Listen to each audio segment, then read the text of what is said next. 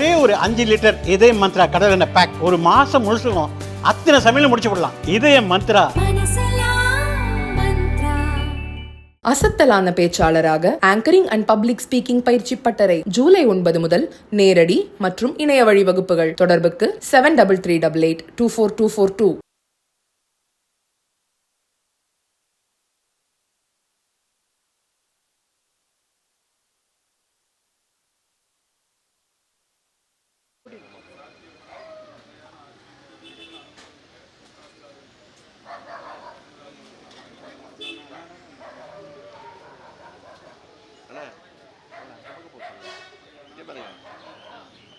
அப்புறம் ஃப்ரேமில் வருவார்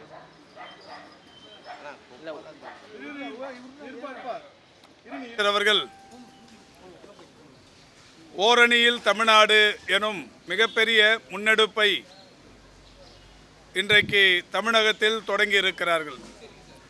நேற்றைக்கு முன்தினம் அண்ணா அறிவாலய வளாகத்தில் பத்திரிகையாளர் சந்திப்பு நடத்தி அதற்கான காரண காரியங்களை மாண்புமிகு தமிழ்நாட்டின் முதலமைச்சர் அவர்கள் விளக்கினார்கள்.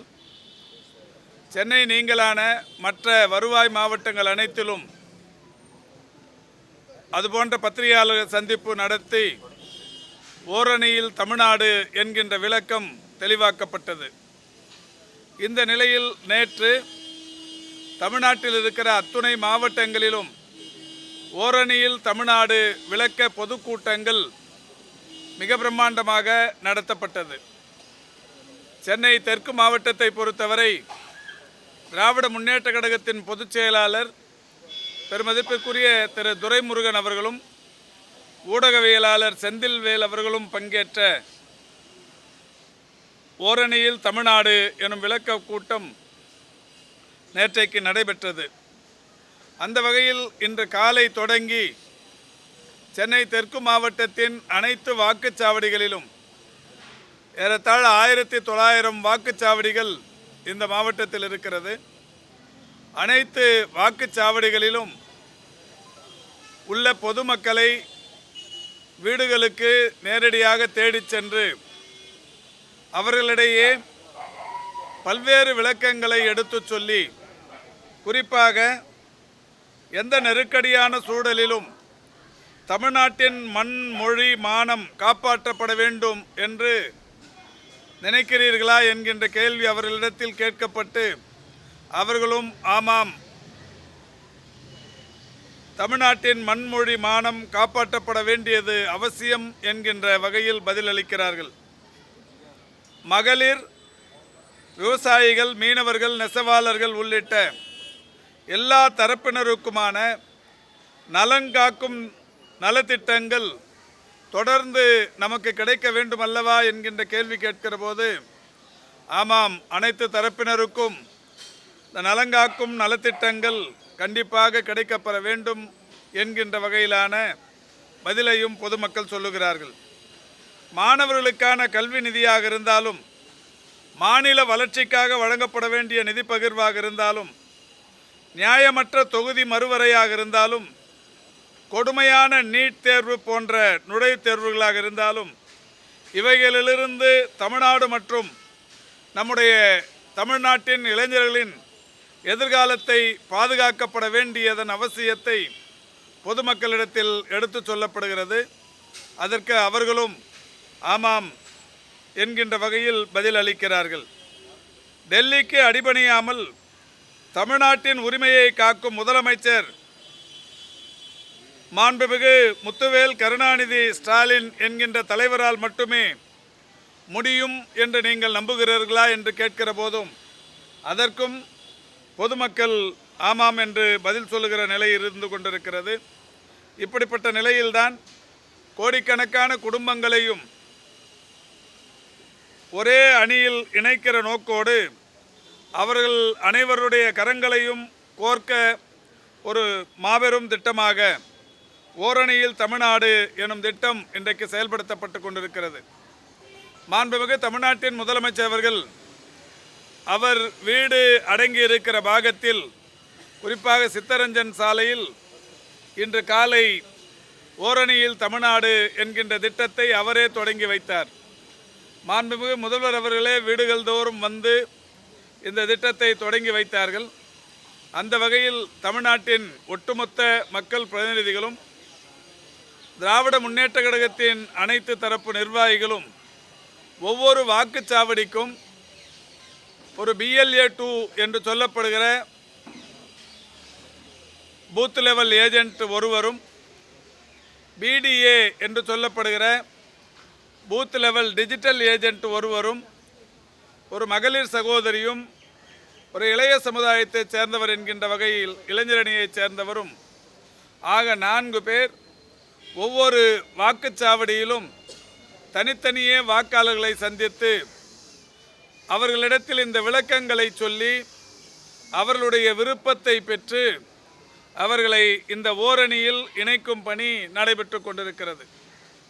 இன்று காலை தொடங்கிய இந்த பணி என்பது இன்னமும் 1.5 மாத காலம் தமிழ்நாடு முழுவதிலும் நடைபெறவிருக்கிறது.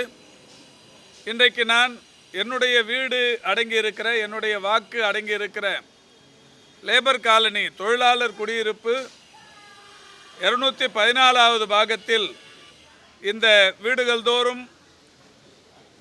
ஓரணியில் தமிழ்நாடு என்கின்ற திட்டத்தின் அடிப்படையில் மக்களை சந்திக்கும் பணியினை தொடங்கியிருக்கிறேன். இந்த பணிக்கு நான் ஏற்கனவே சொன்னதைப் போல BLA 2, BDA, ஒரு மகளிர், ஒரு இளைஞர் என்கின்ற வகையில் ஒவ்வொரு வாக்குச்சாவடிக்குமாக நியமிக்கப்பட்டவர்கள் இந்த பணியினை செய்கிறார்கள். ஏற்கனவே மாண்புமிகு தமிழ்நாட்டின் முதலமைச்சர்கள் 2021 நடைபெற்ற சட்டமன்ற தேர்தலின் போது ஒன்றிணைவோம் வா என்கின்ற திட்டத்தை முன்னெடுத்து அந்த திட்டம் மிகப்பெரிய அளவிலான வெற்றியினை பெற்று, குறிப்பாக கொரோனா பேரிடர் காலத்திற்கு பிறகு மக்களை ஒன்றிணைத்த பணியாக அது நடத்தி அவர்களுடைய தேவைகளை நிறைவேற்றி திராவிட முன்னேற்ற கழகம் என்றைக்கும் உங்களுடன் இருக்கிறது என்கின்ற உத்தரவாதத்தை தந்ததன் விளைவு திராவிட முன்னேற்ற கழகம் ஆட்சி கட்டிலில் அமர்ந்தது. இன்றைக்கு 2026ஆம் ஆண்டில் நடைபெறவிருக்கிற தேர்தலில் மாண்புமிகு தமிழ்நாட்டின் முதலமைச்சர் அவர்கள் தொடர்ந்து சொல்லி வருவதைப் போல் வெல்வோம் 200 படைப்போம் வரலாறு என்கின்ற வகையிலான ஒரு முழக்கத்தை முன்னெடுத்து அந்த பணிகள் மிக சிறப்பாக நடைபெற்று கொண்டிருக்கிறது. ஒரு சிலர் கூட எப்படி சாத்தியம் என்றெல்லாம் தங்களுடைய ஐயத்தை வினவிக் கொண்டிருக்கிறார்கள். மாண்புமிகு தமிழ்நாட்டின் முதலமைச்சர் அவர்கள் வெல்வோம் 200 படைப்போம் வரலாறு என்று சொன்னதற்கான காரணத்தை அனைவருமே, பெரும்பாலானோர் அனைவருமே அறிவார்கள். காரணம், கடந்த ஓராண்டுக்கு முன்னால் நடைபெற்று முடிந்த, அதாவது 2024 நடைபெற்று முடிந்த நாடாளுமன்ற தேர்தலில் 39 நாடாளுமன்ற தொகுதிகள் இருந்தாலும் சட்டமன்ற தொகுதிகள் என்று எடுத்துக்கொண்டால் 234. இந்த 234 தொகுதிகளில் திமுக கூடுதலான வாக்குகளை பெற்ற தொகுதிகள் என்று எடுத்துக்கொண்டால் 221. ஒரு 8 இடங்களில் மட்டும்தான் அதிமுக கூடுதலான வாக்குகளை பெற்றது. 3 இடங்களில், அதாவது தர்மபுரி, பென்னாகரம், பாப்பிரெட்டிப்பட்டி ஆகிய 3 இடங்களில் மட்டுமே பாமக கூடுதல் வாக்குகளை பெற்றது. அதேபோல் விருதுநகர் மாவட்டத்தில் அருப்புக்கோட்டை, திருமங்கலம் என்கின்ற 2 இடங்களில் மட்டும்தான் தேமுதிக கூடுதல் வாக்குகளை பெற்றது. ஆக அதிமுக 8, பாமக 3, தேமுதிக 2 என்கின்ற வகையில் 13 இடங்களை மட்டுமே கூடுதல் வாக்குகளை பெற்றார்கள். மீதம் இருக்கிற 221 சட்டமன்ற தொகுதிகளிலும் திமுக தான் கூடுதல் வாக்குகளை பெற்றது. அதனால்தான் மாண்புமிகு தமிழ்நாட்டின் முதலமைச்சர் அவர்கள் வெல்வோம் 200 படைப்போம் வரலாறு என்கின்ற வகையிலான அந்த திட்டத்தை முன்னெடுத்து செய்து கொண்டிருக்கிறார். இன்றைக்கு மக்களிடையே இருக்கிற வரவேற்பு நிச்சயம். ஏற்கனவே அதிமுகவுக்கு கூடுதலாக வாக்குகளை தந்த 8 தொகுதிகளிலும் பாமக தேமுதிகவுக்கு கூடுதலாக வந்த அந்த 5 தொகுதிகளிலும் கூட திமுக வெற்றி பெறும் சூழல் என்பது இன்றைக்கு பிரகாசமாக இருக்கிறது. இதை முன்னெடுக்கத்தான் ஓரணியில் தமிழ்நாட்டை ஒருங்கிணைக்கும் பணியினை திமுக கழகம் இன்றைக்கு செய்து கொண்டிருக்கிறது. குறிப்பாக வந்து கேள்வி எழுப்புவாங்க. இது வந்து வாக்கு கொடுங்க, எங்களுக்கு வாக்களிங்கன்றது மட்டும்தான் ஒரு பிரச்சார துணியாக இருக்கும். ஒரு 5 கேள்விகளை நீங்கள் கேட்கும்போது அவர்கள் என்ன தெரிவிக்கிறாங்க? எல்லாமே அக்செப்ட் பண்ணுறாங்களா? நீங்கள் ஆமாம், இப்போ நீங்களே பார்த்தீங்க, ஒரு சகோதரியை பார்த்தபோது அவர் இந்த கேள்விகள்லாம் கேட்டோம். அதாவது தமிழ்நாட்டின் மண்மொழி மானம் காப்பாற்றப்பட வேண்டும் என்று நீங்கள் நினைக்கிறீர்கள் தானே என்கிற போது ஆமாம் என்று சொல்லுகிற ஒரு நிலை. மக்களுக்கு தெளிவாக எல்லாமே புரிகிறது. மகளிர் உரிமை தொகை, அதேபோல் விவசாயிகள், மீனவர்கள், நெசவாளர்கள் போன்ற இவர்களுடைய நலம் காக்கும் திட்டங்கள் எல்லாம் தொடர்ந்து வர வேண்டும் என்று நீங்கள் எதிர்பார்க்கிறீர்கள் என்கிற போது ஆமாம் எதிர்பார்க்கிறோம் என்று சொல்லுகிற அந்த நிலை என்பது இருக்கிறது. இப்படி தொடர்ச்சியாக கேட்கப்படுகிற கேள்விகளை உள்வாங்கித்தான் அவர்கள் பதில் சொல்லுகிறார்கள். அவர்கள் பதில் சொன்னதற்கு பிறகு அவர்களை நீங்கள் இந்த ஓரணியில் இணைய விருப்பமா என்றும் கேட்கிறோம். இணைய விருப்பம் தெரிவித்ததற்கு பிறகு உங்கள் வீட்டில் யாராவது திராவிட முன்னேற்ற கழகத்தில் ஏற்கனவே உறுப்பினர்களாக இருக்கிறார்களா என்றும் கேட்கிறோம். இருக்கிறார்கள் என்று தகவல் சொன்னால், அதேபோல் இன்னமும் இல்லை எங்களையும் இணைத்துக் கொள்ளுங்கள் என்று சொன்னால் அவர்களை உறுப்பினர்களாகவும் சேர்க்கிறோம். ஒரு அவருடைய ஓடிபி போன உடனே அவங்களோட டீட்டெயில் எல்லாமே யார் ஏற்கனவே உறுப்பினராக இருக்கிறாங்க, எக்ஸிஸ்டிங் மெம்பராக இருந்தாலும் அதை ரினியூவல் பண்ணுறது, புது மெம்பராக இருந்தால் அவங்கள புதுசாக சேர்க்கறது. அந்த வகையில் இப்போ ஒரு வீட்டுக்கு 4 பேர் 3 பேர் இருக்கிறாங்கன்னா அவங்க ஒப்புதலை பெற்று உறுப்பினர்களாக ஆக்குகிறோம். உறுப்பினர் ஆன உடனே ஆட்டோமேட்டிக்காக மிக விரைவில் அவர்களுக்கு தகவல் போய் உறுப்பினர் அட்டைகள் என்பது வழங்கப்படவிருக்கிறது. இந்த நிலையில் அவர்களுடைய விருப்பத்தை கேட்டு ஓரணியில் தமிழ்நாடு என்கின்ற ஒரு மாண்புமிகு தமிழ்நாட்டின் முதலமைச்சர் அவருடைய உருவப்படம் பொதித்த ஒரு ஸ்டிக்கரை அவருடைய வீட்டில் ஒட்டுவதற்கு விருப்பம் கேட்கிறோம். அவர்களும் ஒட்டுவதற்கு உடனிருந்து ஒப்புதல் தருகிற நிலையில் அந்த ஸ்டிக்கரை ஒட்டிவிட்டு வருகிறோம்.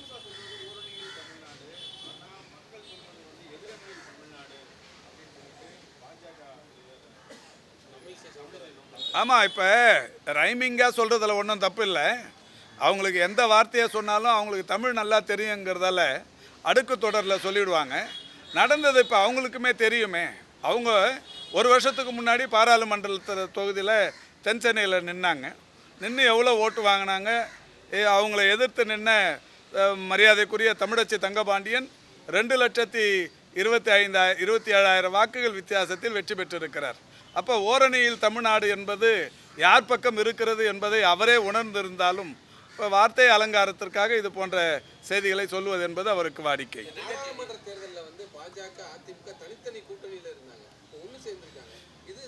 2021 அதிமுக, பாஜக, பாமக, தேமுதிக எல்லாம் ஒன்றா தானே இருந்தாங்க. அப்போ தானே திமுக ஆட்சிக்கு வந்திருக்கு. இல்லை அது எதுனாலும் சொல்லிக்கலாம். இப்போ 2021 நீங்கள் சொல்கிற அதிமுக, நீங்கள் சொல்கிற பாஜக, நீங்கள் சொல்கிற பாமக, நீங்கள் சொல்கிற தேமுதிக எல்லாம் ஒன்றா இருந்து தான் திமுக அபரிதமான வெற்றியை பெற்று மாண்புமிகு முதல்வராக முத்துவேல் கருணாநிதி ஸ்டாலின் பொறுப்பேற்றார். அதுக்கப்புறம் நடந்த தேர்தல் 2024. இந்த 2024 அவங்க தனித்தனியாக பிரிந்திருந்தாலும் அப்போ நான் ஏற்கனவே சொன்ன மாதிரி 234க்கு 221 தொகுதிகளில் திமுக கூடுதல் வாக்குகளை பெற்றிருக்கிறது. இன்றைக்கி இருக்கிற மக்களோட மனநிலை, மாண்புமிகு தமிழ்நாட்டின் முதலமைச்சரோட திட்டங்கள் தொடர வேண்டும் என்கின்ற அந்த மக்களின் விருப்பம் இந்த 221 என்பதையும் கடந்து 234க்கு 234 வெற்றி பெறுவதற்குரிய அந்த நல்ல சூழல் இன்றைக்கு நிலவி வருகிறது. எது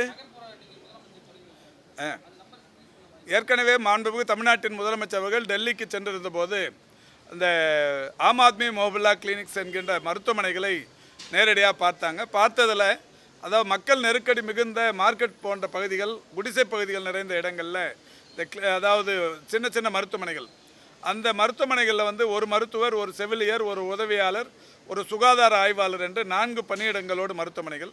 அது ரொம்ப சிறப்பாக அங்கே இருந்தது. அதை பார்த்த முதலமைச்சர் இங்கே சென்னைக்கு வந்த உடனே சட்டமன்றத்தில் அறிவித்தார்கள். 110 விதியின் கீழ் 708 இடங்களில், குறிப்பாக 21 மாநகராட்சிகள், அன்றைக்கு 21 மாநகராட்சிகளிலும் 63 நகராட்சிகளிலும் 708 நகர்ப்புற நலவாழ்வு மையங்கள் அறிவிக்கப்படும்னு அறிவித்தாங்க. அறிவித்த ஒரே ஆண்டு காலத்தில் 2023 ஜூன் திங்கள் 6ஆம் தேதி 500 மருத்துவமனைகளை, 500 நகர்ப்புற நலவாழ்வு மையங்களை திறந்து வைத்தார்கள். இன்றைக்கி மீதி இருந்த 208 இன்றைக்கி திறந்திருக்கிறோம். இது ஏற்கனவே எங்கெங்கே தேவை என்பதை கண்டறிந்து அதற்கேற்றாற்போல் திறந்து வைத்திருக்கிறோம். இதற்கான பணி நியமனங்கள் எல்லாமே டிஸ்ட்ரிக்ட் ஹெல்த் சொசைட்டி என்கின்ற மாவட்ட ஆட்சித்தலைவர், மாவட்ட மக்கள் நல்வாழ்வுத்துறை அலுவலர்களை உள்ளடக்கி இருக்கிற ஒரு குழு அவர்களை தேர்ந்தெடுத்து பணியில் நியமனம் செய்திருக்கிறது. இன்றைக்கி அது மட்டும் இல்லாமல் மிக நீண்ட வருடங்களுக்கு பிறகு தமிழ்நாட்டிற்கு ஒரு 50 ஆரம்ப சுகாதார நிலையங்கள், நகர்ப்புற ஆரம்ப சுகாதார நிலையங்கள் இன்றைக்கு ஒன்றிய அரசின் அனுமதி பெற்று அவையுடன் இன்றைக்கு கட்டுமான பணிகள் முடிவுற்று அதற்கான பணியாளர்கள் நியமனம் எல்லாம் முடிவுற்று இன்றைக்கி அதுவுமே திறந்து வச்சிருக்கு. இன்றைக்கி தமிழ்நாட்டின் மருத்துவத்துறை வரலாற்றில் ஒரு மகத்துவமான நாள். ஒரே நாளில் 50 ஆரம்ப சுகாதார நிலையங்கள் மற்றும் நகர்ப்புற ஆரம்ப சுகாதார நிலையங்கள், 208 நகர்ப்புற நலவாழ்வு மையங்கள் என்று 258 புதிய மருத்துவ கட்டமைப்புகள் இன்றைக்கு ஒரே நாளில் தொடங்கி இருக்கிறது.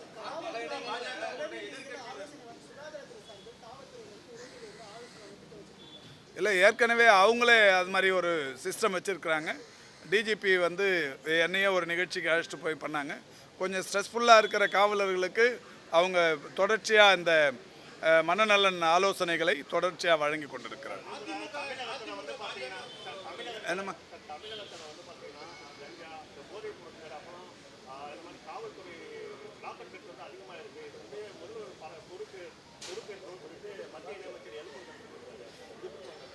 அதாவதுங்க, இது சம்மந்தமாக நான் நிறைய பேசிட்டேன்.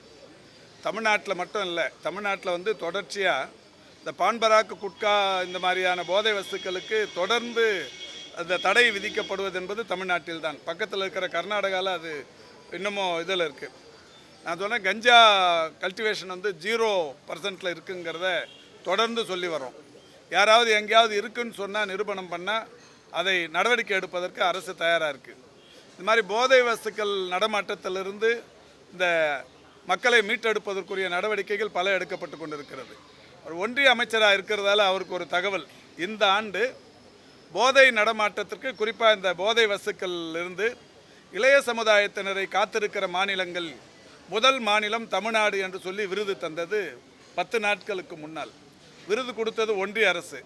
இவர் அங்கம் பெற்றிருக்கிற ஒன்றிய அரசு.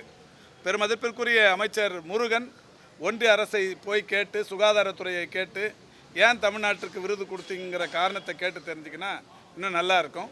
இன்னும் என்னன்னா, தமிழ்நாட்டில் இருக்கிற அனைத்து பள்ளிகளில் வாசல்களில், 2500 கல்லூரி வாசல்களில், ஒரு 1000 கிராமங்களில் இந்த போதை வஸ்துக்கள் விற்பதற்கு இன்றைக்கு முழுமையாக தடை விதிக்கப்பட்டு அப்புறப்படுத்தப்பட்டிருக்கிறது. இந்த காரணத்துக்காக தான் ஒன்றிய அரசு அண்மையில் ஒரு 15 நாட்களுக்கு முன்னால் விருது தந்தது.